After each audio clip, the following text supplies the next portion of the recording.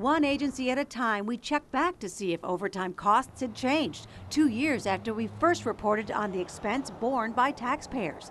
Even as the state weathered a fiscal crisis, records we obtained show OT went up by nearly $8 million at the Office of Mental Health and grew by $2 million at the Office of Children and Family Services.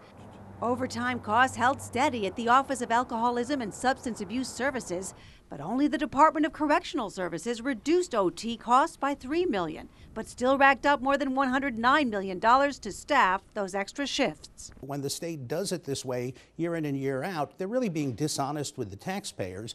They are systematically understaffing their agencies and using overtime to really a perverse degree.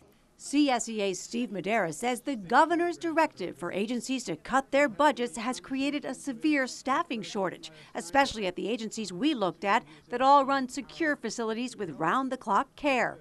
As we found, some of the employees are earning over $115,000 in overtime, more than doubling their pay, all perfectly allowed, but Madera says it poses a risk. People are working required double shifts. There is a strong likelihood that they are going to be stressed and fatigued, that mistakes will be made, that they will get hurt. So what's the answer? None of the 4 agency heads responded to our questions.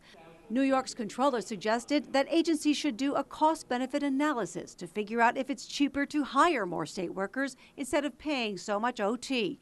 But a business expert says in an uncertain economy, the smarter management strategy in the long run could be to pay overtime. If you're filling staff needs with overtime and the demand drops off next week or next year, it's a lot easier to pull back on overtime than to let someone go if you add to headcount. The Business Council's Ken Pikowski says when the state hires an employee,